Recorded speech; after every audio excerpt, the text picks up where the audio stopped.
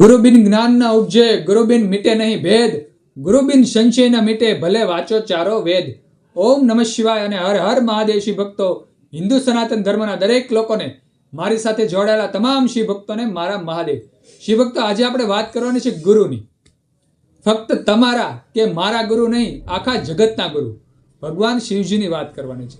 શિવ ભક્તો, અહીં જે વાત છે તેમાં ગુરુપદે ભગવાન શિવજી ઊભા છે અને શિષ્ય રૂપે ભગવાન બ્રહ્મા અને ભગવાન વિષ્ણુ ઊભા છે. બંને દેવતાઓ ભગવાન વિષ્ણુ અને ભગવાન બ્રહ્મા બંને પોતાના આત્મા ગુરુદક્ષિણામાં ભગવાન શિવજીને પોતાના આત્મા અર્પણ કરે છે. ભગવાન શિવજીને આત્મા અર્પણ કરે છે. તો આપણે વાત જાણીએ પહેલેથી શિવ ભક્તો કે ક્યારે ભગવાન બ્રહ્મા અને ભગવાન વિષ્ણુ શિવજીને પોતાના આત્મા અર્પણ કરે છે. તો વાત જાણે એમ છે, તમને ખબર જ છે શિવ ભક્તો કે ભગવાન બ્રહ્મા અને ભગવાન વિષ્ણુ વચ્ચે પ્રથમ વિવાદ થયો હતો. બંનેમાં અભિમાન આવી ગયું હતું. અજ્ઞાનના હિસાબે બંનેમાં અભિમાન આવી ગયું અને ત્યારે ભગવાન શિવજી જ્યોતિર્મય સ્તંભ રૂપે, નિષ્કળ સ્તંભ રૂપે, એક અગ્નિ સ્તંભ રૂપે ઊભા રહી જાય છે. ત્યારે બંનેનું અભિમાન પ્રથમ તો ઓગળી જાય છે કે આ આપણી બંને વચ્ચે આ કોઈ સૃષ્ટિની તાકાત આવું કોણ છે કે જેનો આપણે છેડો ન ગોતી શકીએ. શિવ ભક્તો, પ્રથમ તો બંનેનું અભિમાન ઓગળી જાય છે. ત્યાર પછી ભગવાન શિવ અગ્નિ સ્તંભમાંથી પ્રગટ થાય છે અને તમને ખબર જ છે કે જે અગ્નિ સ્તંભ હતો તેનું તો શિવલિંગમાં પરિવર્તિત થઈ જ ગયું છે, તેની તો તમને ખબર જ છે અને તે મહાશિવરાત્રિ ગણાય છે. પણ અહીં ભગવાન શિવ બંને દેવતાઓને જ્ઞાનની પૂર્તિ કરાવે છે, જ્ઞાન આપે છે. શિવ ભક્તો, પહેલા તો શિવલિંગ પૂજાનું જ્ઞાન આપે છે.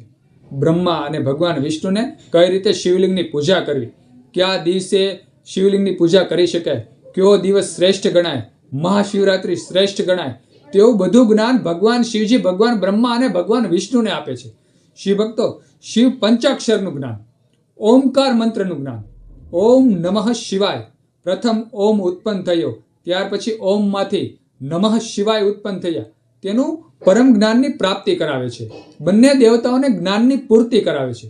શિવ ભક્તો, આ બધું જે જ્ઞાન આપે છે તે સમયગાળો આદ્રા નક્ષત્ર અને મહાશિવરાત્રિનો જે સમયગાળો હોય છે ત્યારે ભગવાન શિવજી બંને દેવતાઓને જ્ઞાનની પૂર્તિ કરાવે છે. બંને દેવતાઓમાં જ્ઞાન આવી જાય છે ત્યારે તેને ખબર પડી જાય છે કે પરમ શક્તિ પરમાત્મા તો ભગવાન શિવ છે. અને બંનેને જ્યારે જ્ઞાનની પ્રાપ્તિ થઈ જાય છે, ભગવાન બ્રહ્માને અને ભગવાન વિષ્ણુને જ્યારે જ્ઞાનની પ્રાપ્તિ થઈ જાય છે ત્યારે તે પોતાના આત્મા ભગવાન શિવજીને સમર્પણ કરે છે.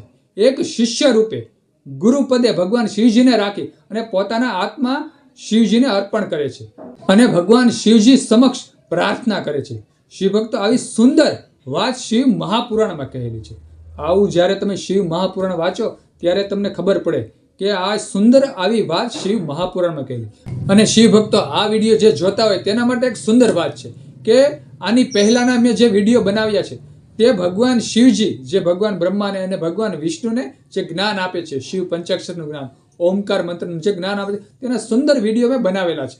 તે વિડીયો તમારે જોવા હોય તો તમે ચેનલમાં જોઈ શકો છો. અને તમારે ડાયરેક્ટ જો તે વિડીયો જોવા હોય તો આપણે જે અત્યારે જે આ વિડીયો છે, તમે જે વિડીયો જોઈ રહ્યા તેની ડિસ્ક્રિપ્શનમાં વિડીયોની લિંક આપેલી છે, તેમાંથી પણ તમે આ વિડીયો જોઈ શકો છો.